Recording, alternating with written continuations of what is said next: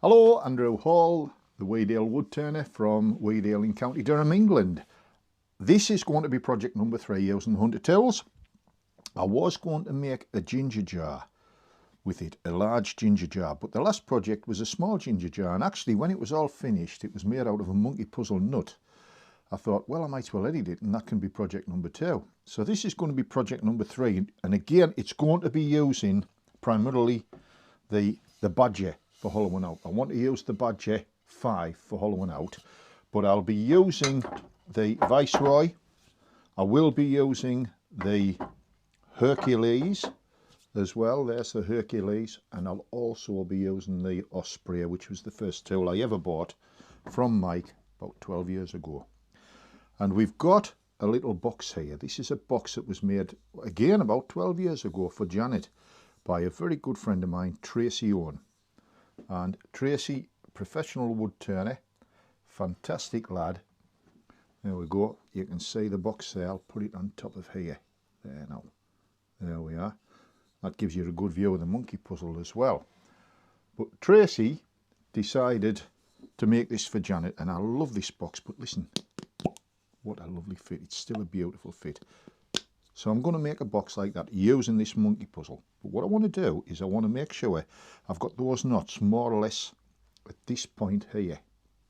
And also I want to get these knots, I'll have to take some off there. I want it in the flow of the curve on there, out of the monkey puzzle. So you're looking at this side, you're looking at E.T.'s face.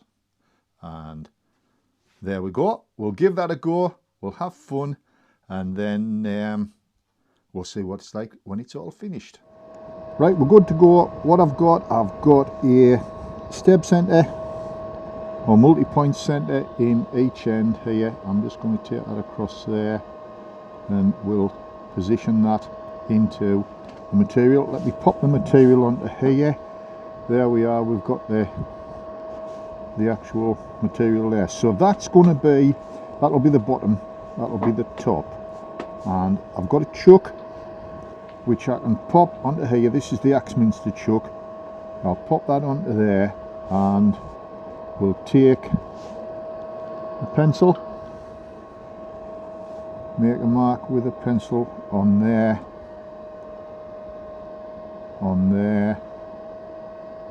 into there. Best thing to do really is to move it round like that, and then my head doesn't get in front of the camera. So there we are. This is the Axminster precision chuck with the mega jaws on, and we'll just take the ruler, a little bit short, I'll get another one, longer ruler, and mark that across there, onto there.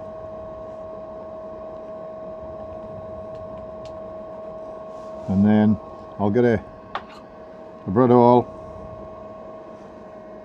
There we are. Pop the brad awl hole into there, and on the underside sight it up where you want it. There's the pith line there, and then again pop that onto here,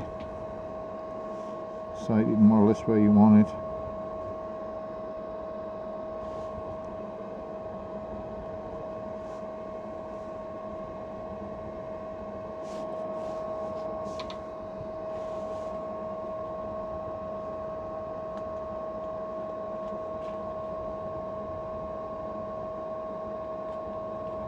Now there's the pith line there. What I might do, because that's soft, probably have to fill that in with something when we're finished, but I think what I'll do is I'll change that drive there. I've got a bigger one here.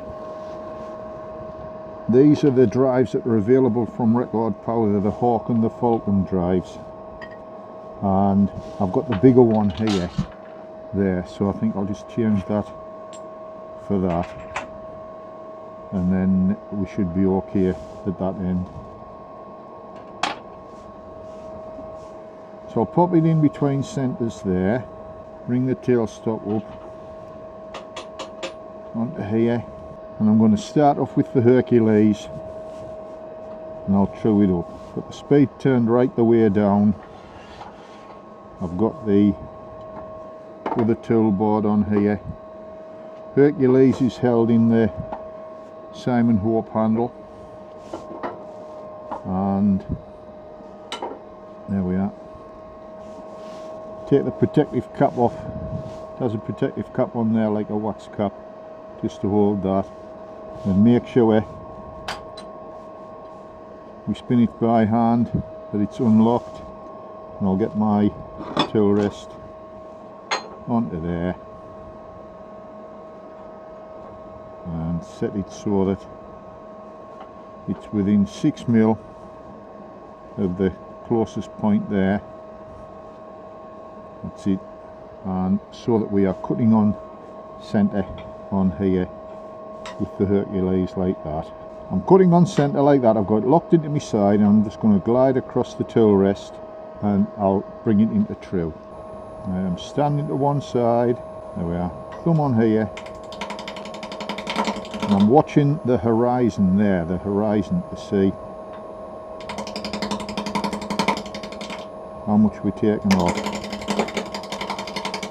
I can go both ways, taking a fair old cut off. There's the monkey puzzle knots.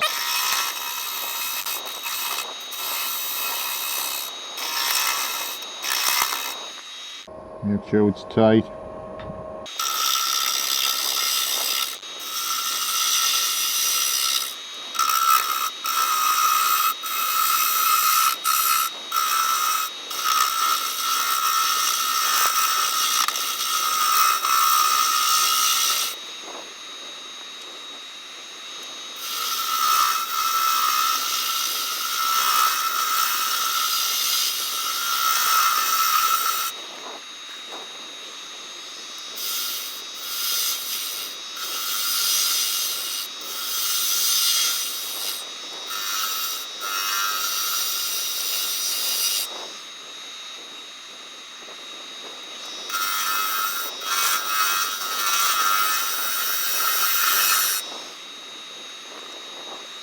This monkey puzzle is extremely dry. It'll be about 15 years old.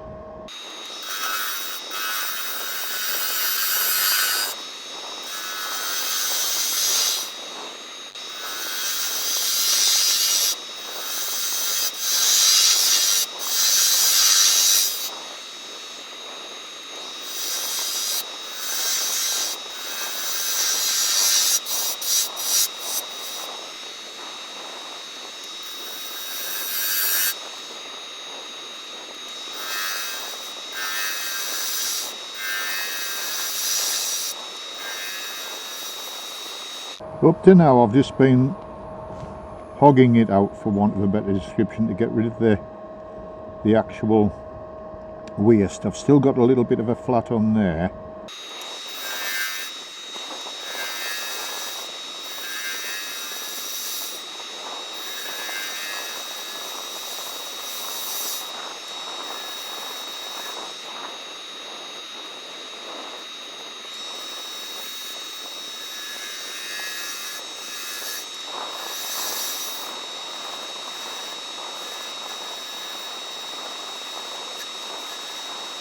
I suppose it flies in the face of traditionalism, because you're not supposed to cut uphill, but you can actually cut uphill with this particular tool. In fact, it's getting a better cut coming up over than going down over.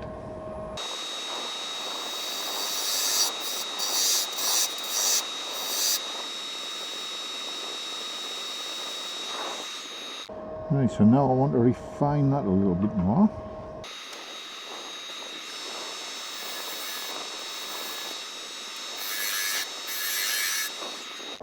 Need to do in here is create a spigot. So the spigot I need to create is for that chuck there, which is the Axminster chuck with the mega jaws. So I'll set my calipers up here, rounded edge on there. Calipers come sharp, always round them off.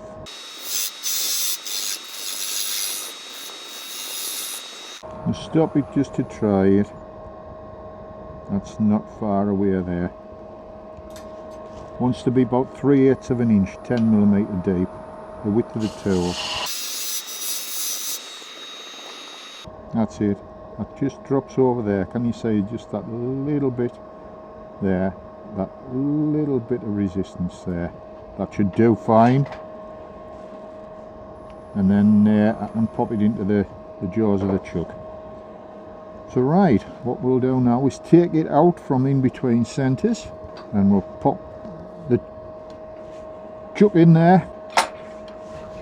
So there we are, we're on our maximum 360 degree coverage there by opening the jaws up around about 3 to 4 millimeters, and that covers the size there. You can see the gap between there, which means we've got a nice optimum circle on there. That's going to come off as waste in any case. So we'll now start to hollow this out, clear that there. Now if you're looking in sort of in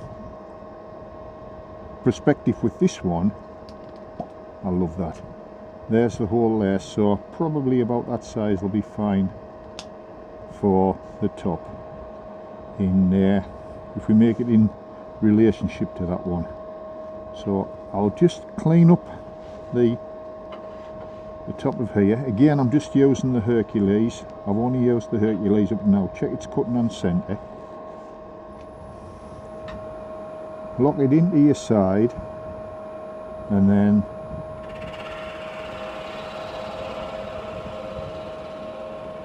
cut on centre like that. And we'll just clear the material off across the end grain.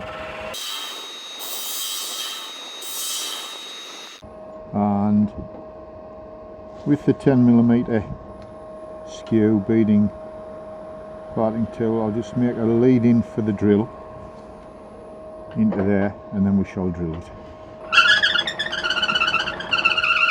Actually drilling quite easily there.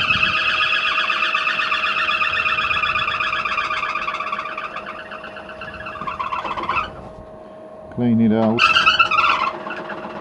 There we are, we're down to about that depth there, and that was more or less on the pith line as well. I might have to put a plug in the bottom for the pith to finish it off, but if I do, I'll use a plug of black wood.